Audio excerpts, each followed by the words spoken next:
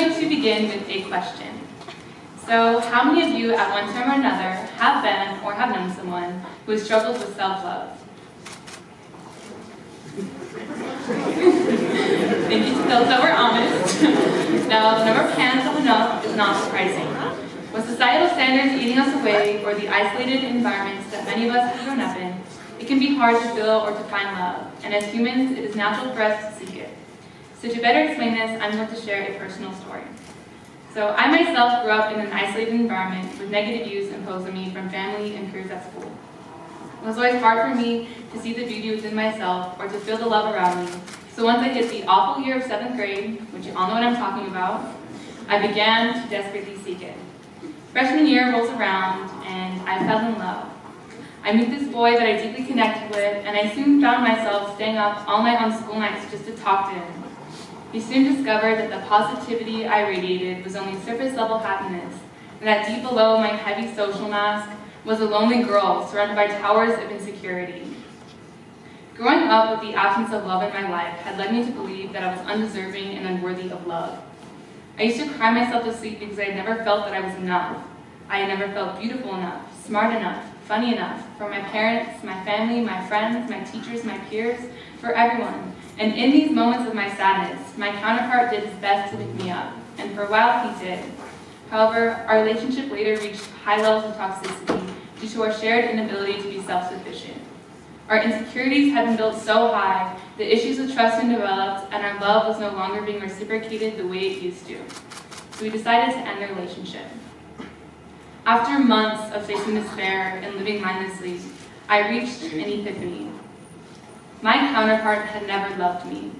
He loved the love that I gave him. He loved the good feelings that come with beautiful intimacy. He loved the word vomit that poured from my mouth during my hauntings of sadness because it reassured him that he was enough, something that he never felt before. He loved the way I made him feel. So when the sadness took hold of me and I began to lack in my efforts, he threw all of us away. We had been looking for love in the wrong places, and that's what makes all of you in the audience so similar to me. Now you might be wondering, how on earth am I similar to this love-seeking girl that I don't even know?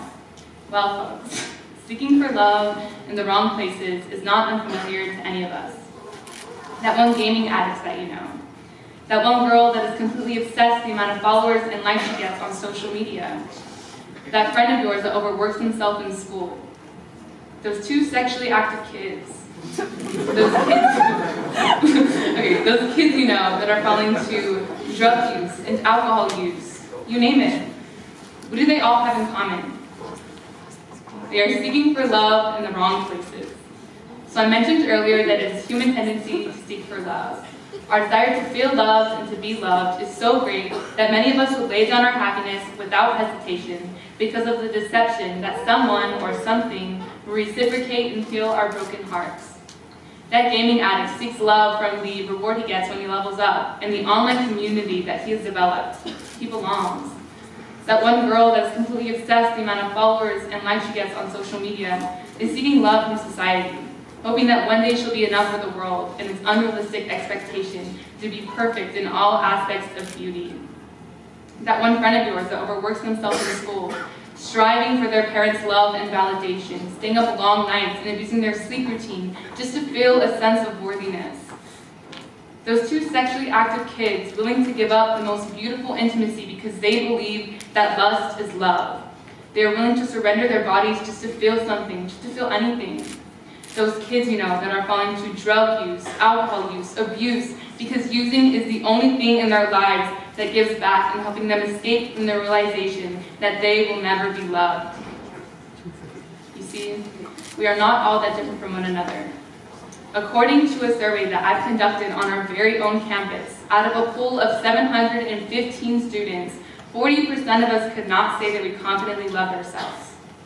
Dr. Joe Rubino, author of the Self-Esteem book, on a larger spectrum of things, has found that 85% of the world's population is currently struggling with low self-esteem. A national report on the state of self-esteem has found that 7 in 10 girls believe that they do not measure up in some way, including looks, performance in school, and relationships with friends, family, and peers.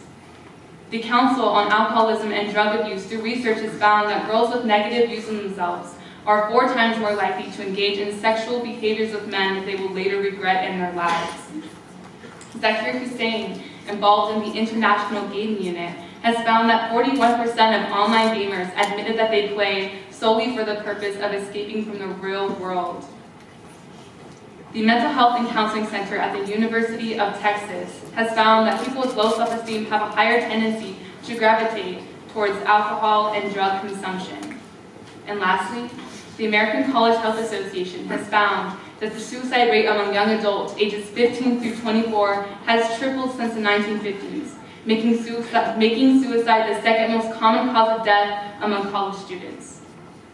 You see, this epidemic of lack of self-satisfaction and finding purpose and worthiness and fulfillment in our lives is only growing as the years go on and as the pressures increase. There are teens all over the world just like you and me, struggling with finding their self-worth and the love that they rightfully deserve. I've spent too many hours crying in the shower, wondering what the point of everything is and when I will finally reach my fulfillment, and I refuse to live any longer without sharing my incredible epiphany with each and every one of you. We are seeking for love in the wrong places, and we will never be satisfied unless and until we begin to seek for love for ourselves, from ourselves. So what does loving yourself look like? People who love themselves, according to the author of The Love Mindset, people who love themselves listen to their emotions. By exploring through and reflecting upon their emotions, they are able to accept and utilize them as important guideposts that will help take them through the journey of self-discovery. They feed their passions and talents. People who love themselves are fully aware that their aspirations in life are huge contributors to their happiness, so they are not afraid to pursue them despite any fear or judgments that may arise in the process. They sleep on it. Instead of falling to impulsive behaviors or immediate gratification, they're able to sit back and analyze certain consequences that may result from actions or decisions that they may be considering. And lastly, they teach people how to treat them and walk away if they cannot. Those who love themselves base their relationships on self-sufficiency rather than dependency on others. They are fully aware of their limits and their boundaries, so they know exactly what they need from certain relationships as well as what they have to offer. If the boundaries they set are crossed repeatedly, they are not afraid to walk away, knowing that that's what's best for them, and also because they have that confidence and courage already built in them. So these are just a couple of examples of what loving yourself looks like, and there are plenty more. However, this is just enough to paint a little picture. So now that we know what loving yourself looks like, how do you get there? How do you get from point A to point B? How do you love yourself? The first step into finding love for yourself is to take a step back and acknowledge whether or not you are seeking for love in the wrong places. Who or what are you seeking from and why? What are they giving you, and what are you getting in return? And is it really benefiting you? Probably not. The next step is to immerse yourself into deep reflection. Reflect on your childhood, how you grew up, and all of the factors that have contributed into making you who you are today. Identify negative patterns and habits that you fall to when you aren't enough. Identify negative statements that you often say about yourself. Negative statements that others may have said about you, or negative statements you have generated on your own. Reflect on why you believe them. Do you believe them? Next, challenge these negative core beliefs by finding them with hard evidence that contradicts their validity. So an example of this is, I am a failure to my parents. And you can contradict this by saying, I am not a failure to my parents. I'm doing my best, I'm working my hardest in school, and regardless of whether I go to college or not, I'm going to pursue what I love, and that is more than enough to make anyone proud. Another common negative core belief is, I am worthless. So you can contradict this by saying, I am not worthless. I have friends and family that care about me. I have people that seek out my advice, and I matter to them. My life matters because it is important to others, and it is important to me. So there are many negative core beliefs that we harbor, and that is why it is extremely important for us to sit down and restructure them so that we can call upon our evidence that proves them wrong whenever they come up. After you've done some rewiring of your brain, engage in habits of gratitude. Thank those that have stuck around, and if no one has, thank yourself. Write love letters to yourself, thanking yourself and appreciating yourself for getting through all of the hardships that life has presented you with. Start journaling what you're thankful for each day, and start journaling all the self-reflecting you've been doing start journaling all the self-discoveries that you've been making through all the self-reflecting you've been doing. All of these steps will help to improve your mindfulness, your self-awareness, and they will get you started on your journey to finding love, to finding yourself. There are many online resources and resources in the Wellness Center, which is open Monday through Friday, 8 a.m. through 3 p.m., that can help further guide you through your journey.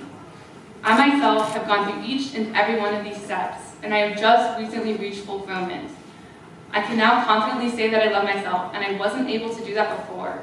And that makes me living proof that this process is definitely worthwhile. This process is also different for everyone and can sometimes be long and tedious.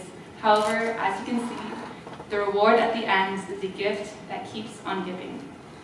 So when you leave this room today, I challenge each and every one of you to be proactive about what you've learned and to start looking for love in the right places.